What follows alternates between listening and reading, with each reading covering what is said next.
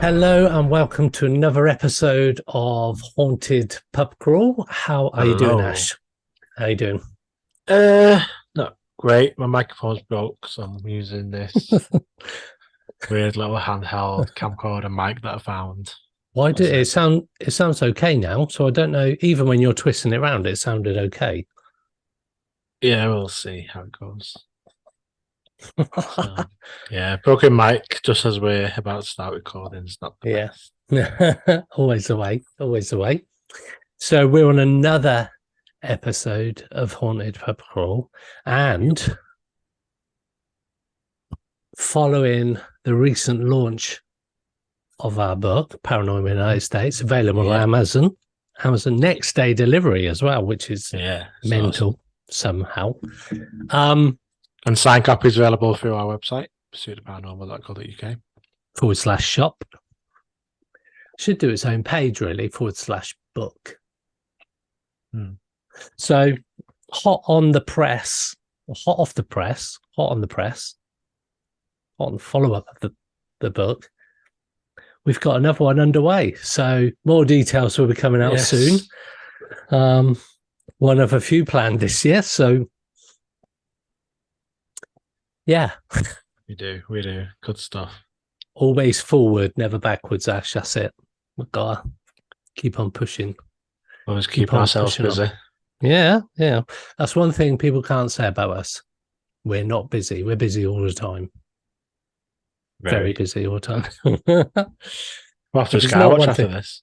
I know. I saw that on Facebook. Lancashire. How far is that far away from you? Well, technically, I mean, Greater Manchester kind of enveloped some of Lancashire, some of Cheshire.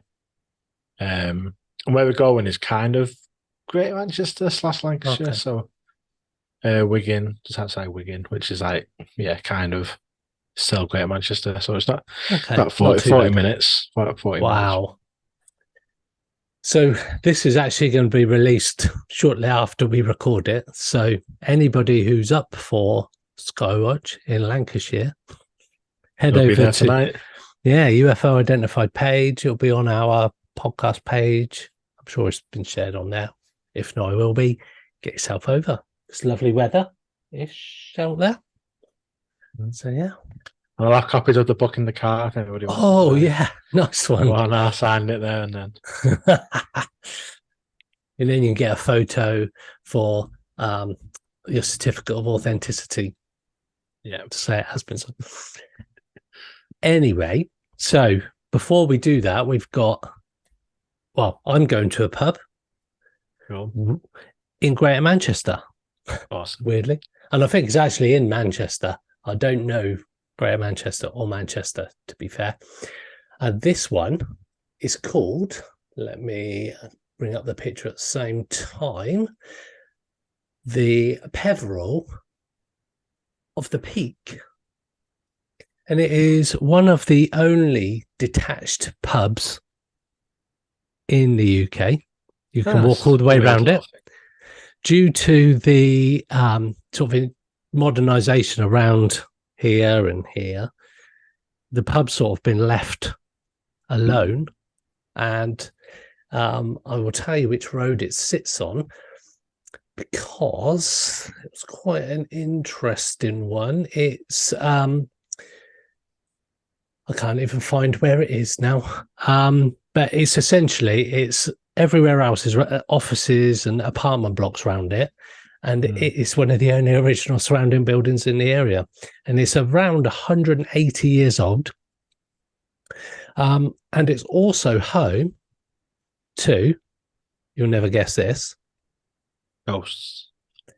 Ghosts, yeah. And the oldest and longest serving landlord, one of, Oh, to be wow. fair. She's been running it for over 50 years. Jeez. Yeah. So She's that, seen a few things at a time behind the bar. yeah, she's had, they filmed Cracker there, Silent Witness has been filmed there.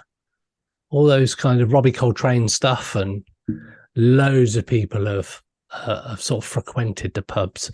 pub over the years. Lots of famous people, TV programs, whatnot. And it's Nancy Swanick is the surviving landlady, should we say. And so she's been running for 50 years. Guess how old she is?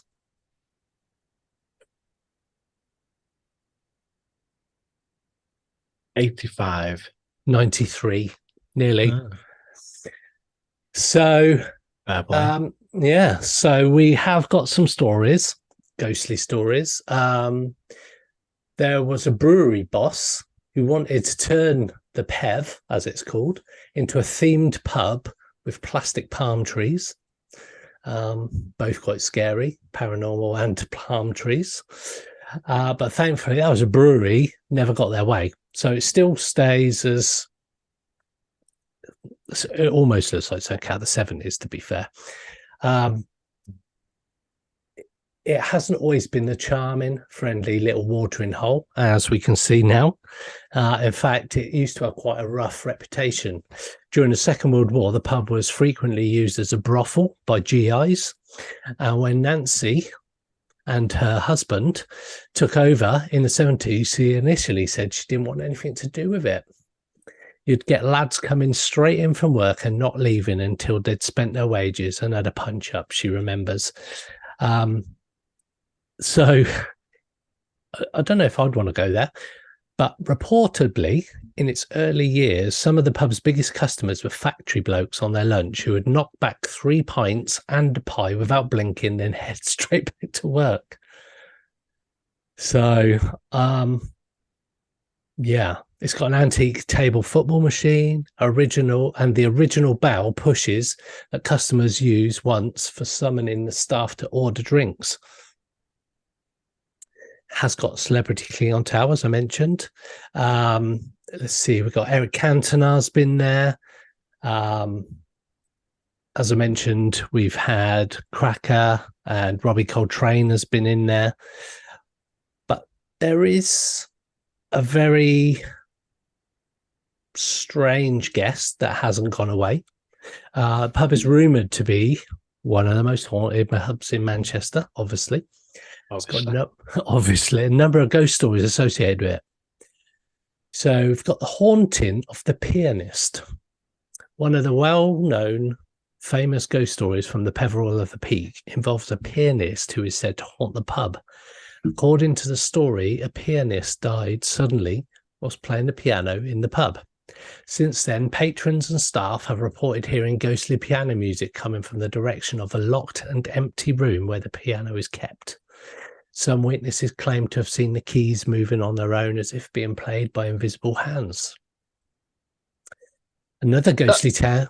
Go on, sorry. Yeah, that'd be creepy to hear the piano playing. Yeah. With no one in the room. That's pretty cool. Yeah. To see it moving as well. You'd probably think at that point, though, that it was some kind of automatic thing. Do you know what I mean? Like one of those... Like self-playing. Yeah. Like in airports and stuff. You see sometimes. Yeah. So it could be that. But yeah, hearing a piano playing on its own, especially if you're locking up for the night, would be a bit random. We've also got another ghostly tale, that of a Victorian era woman dressed in white. They always wear white or grey So she's been seen walking through the pub's corridors and rooms, often disappearing through walls or into thin air. Some accounts suggest that she might be connected to the pub's history or a former resident of the building. She could be one of the ladies of the night, potentially. But there have been reported poltergeist-like activity. Objects moving on their own, sudden temperature drops and unexplained noises have been experienced by both staff and visitors. Glasses and bottles are said to move off the shelves without any apparent cause. And also there's a report of some of the glasses lifting up, levitating to where the dishwasher is and just dropping by the dishwasher. So... I would want one of them ghosts. Bit of a crap. Wait for me to open a dishwasher, then drop it in the dishwasher. But yeah, so only a very quick tour of this pub. But as you can see, it looks rather weird. It does look a little bit out of place. The landlady's 93, and although she's taken a step back now, she's actually been at the helm for over 50 years, which is pretty incredible. And yeah, that's the Peverill of the Peak in Manchester. Nice one. From the looks of it does seem kind of central Manchester. Yeah. Loads of those types of the flats you can see behind. Yeah. I think that's some of the tower blocks, hotels behind it as well. Just visible. I did have it a second ago. I can tell you where it is. It's near Market Street and Peacock Coach Office on Market Street when the pub opened in 1830. Yeah. And it's a Grade 2 listed building since 1988. Oh, find it at 127 Great Bridgewater Street, Manchester, M1. If that means anything to you. M1 is a centre, so yeah. Yeah, M1's got to be centre, isn't it? Cool. Check it out, peeps. And let me get rid of that pub. Peeps. So, moving on to my pub, we are in central Manchester again Awesome. for this one. And I think you might like this one. So I'm actually going to show you the picture and see what it reminds you of. It's funny you say that because I nearly picked this pub to research. One thing people don't realise, we don't actually, until we get on this episode to record it, we don't know which pubs we're both doing. No. And that was one of the pubs I nearly went for because I thought, I know what that looks like. How is that? And then I had to check to see if it was that pub. I was thinking, is that my haunted hotel? The Old King's Head. It's not. It's very similar style. And it's not in Chester. Yeah, I mean, one of these weeks we are going to get both doing the same pub, and then one of us be stuck without a pub to talk about. So, why do you think I go first on all these episodes? I always wondered actually, like, yeah. So this is actually the Shakespeare, and it's on Fountain Street in Manchester, and it's obviously got this old, for those who can see the picture, old, I think it's Tudor style building, the sort of white panels with the black beams outside. The building was created in 1923. However, much of the building is a lot older and actually came from elsewhere. Oh. So it seems to look like the Old King's Head in Chester. And that's because this pub actually began in Chester. It was originally built in Chester in 1656. And then so 40 miles of Manchester is Chester, to take away the man. And it's one of Manchester's oldest and most historic. It's obviously iconic, black and white timber, and as William Shakespeare, I'm not sure you can see it in this picture. Just up in the top corner, behind your head. Yeah, there we go. You can also see it on the hanging doodah sign.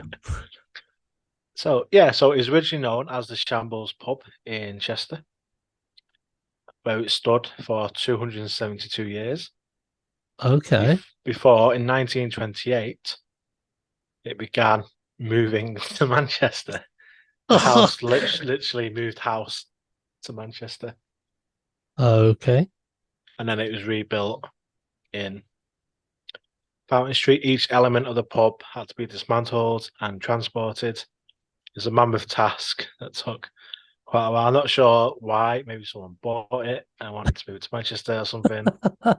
Not totally sure why, but yeah, 1928, it was moved from Chester to Manchester.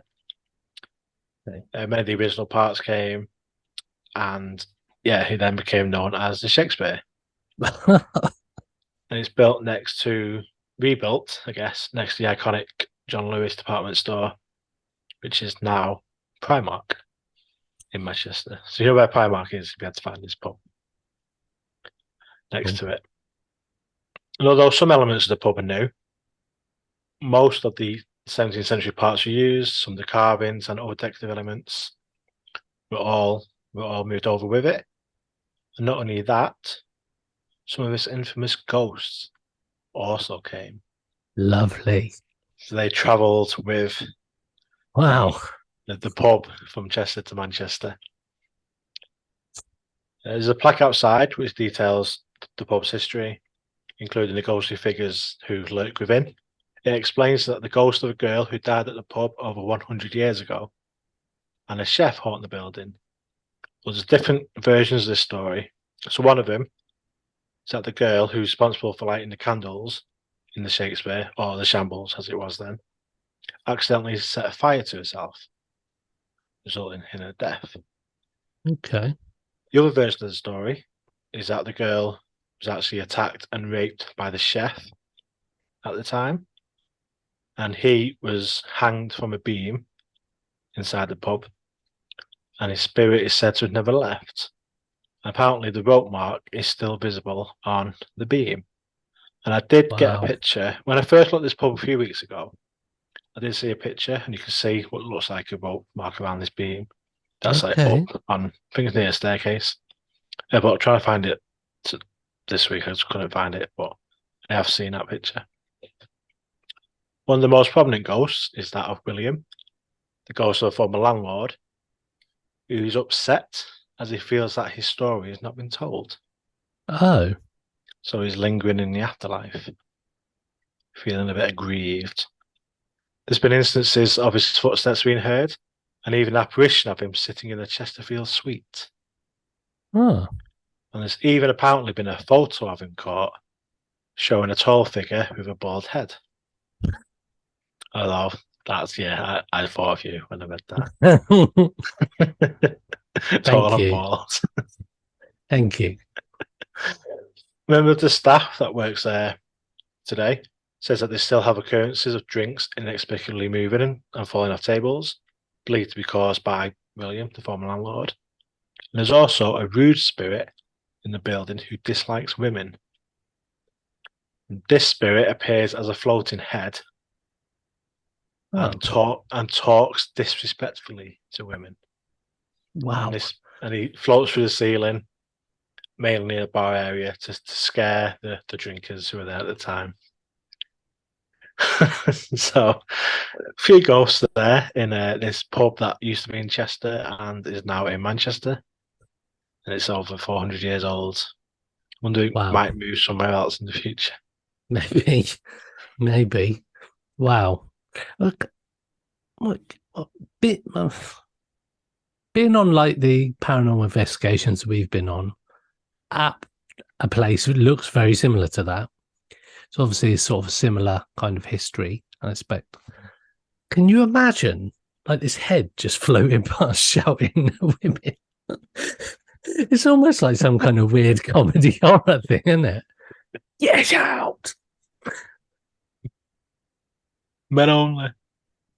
Yeah, go on, fuck off. Get out my pub. Yeah, very strange. Very strange. Cool looking building, though. It's a cool looking building. And now we've been to the other pub that looks like this. I can imagine it's quite squeaky upstairs and creaky. Low ceilings and exposed beams, that kind of stuff. Yeah, but yeah, cool pub with a cool backstory to that one. Yeah, I like that. And a bodiless ghost. Wowzers. I like that one. I've got to write my game for next week then. Definitely. Cool. So thanks for joining us on this week's episode. And join Ash later for Skywatch. Head over to our page and ufoidentified.co.uk page on Facebook, and you get all the details there. Bang on. See you later. Bye.